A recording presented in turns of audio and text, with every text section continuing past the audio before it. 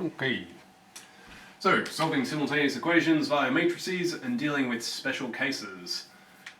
So, we'll go back to the baby stuff first. I've got a simultaneous equation. I want to know what the solution is.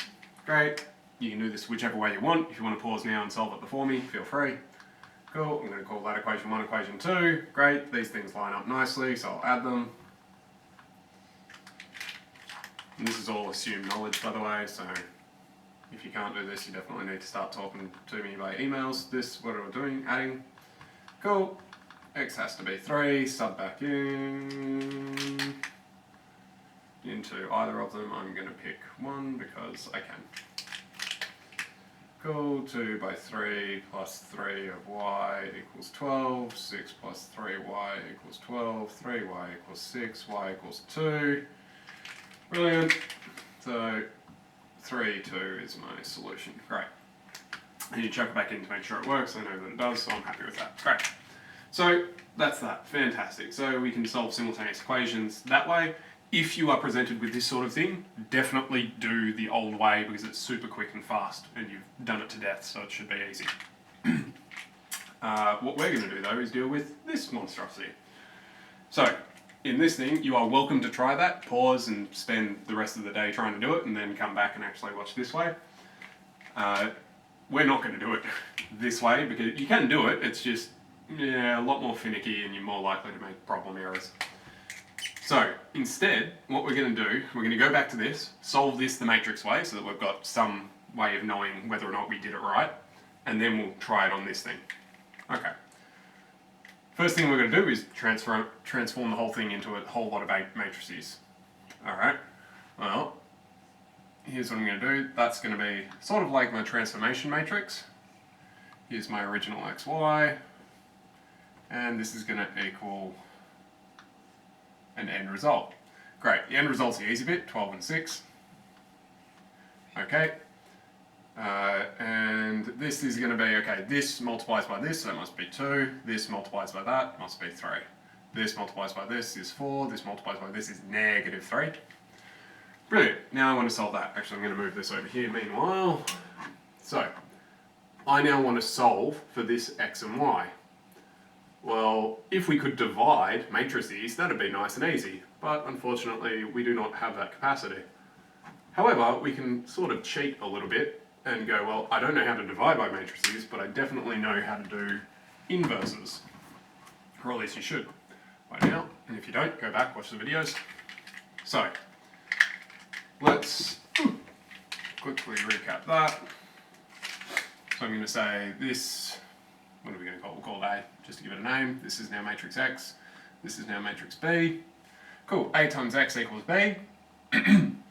Alright, I want to multiply by A's inverse to give me this.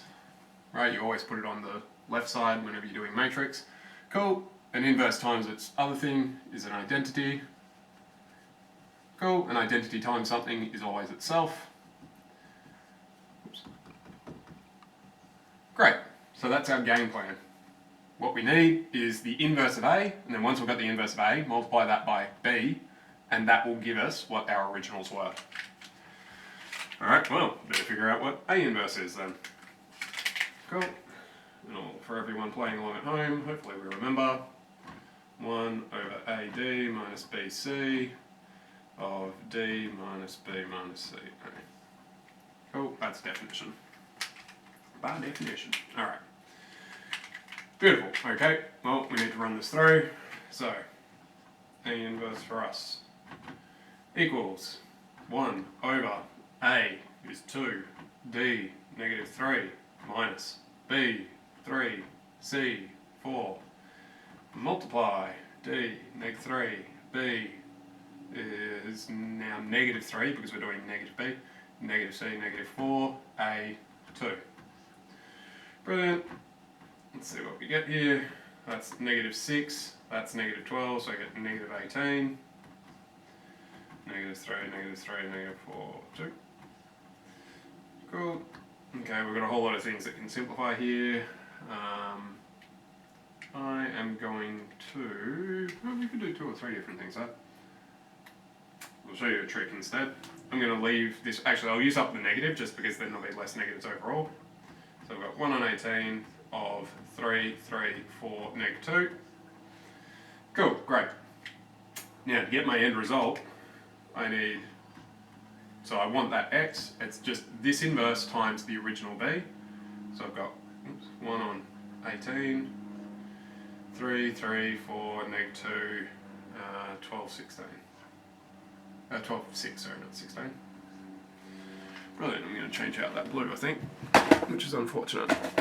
Okay, so I've got that. Fantastic. Well, I need to multiply these guys. I'm going to ignore this 18 until right at the end. You can always do scalar multiplication whenever you want, as long as there's no pluses or anything. So I'm going to times these while they're all reasonable numbers before I turn them into deadly fractions. Okay, so what have we got? 3, 3, 4, negative 2, 12 and 6. Cool, 3 by 12, 36, plus, did I do that right? Negative, negative, negative, negative. 18, minus 12, minus, yeah, that's right. Don't like where this is going, that's 18. That's going to be too big. Something's wrong. Start again.